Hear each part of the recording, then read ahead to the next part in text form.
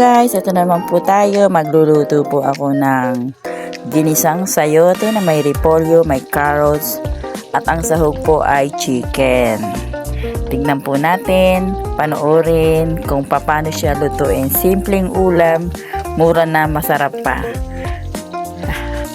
Don't forget to follow my page, Mami Rita's Kitchen.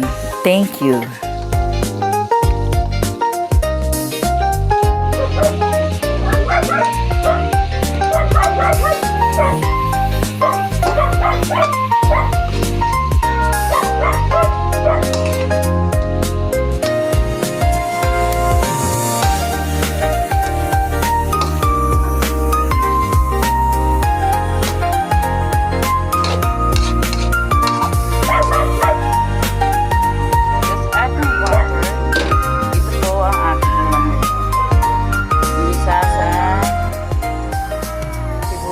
Bawang,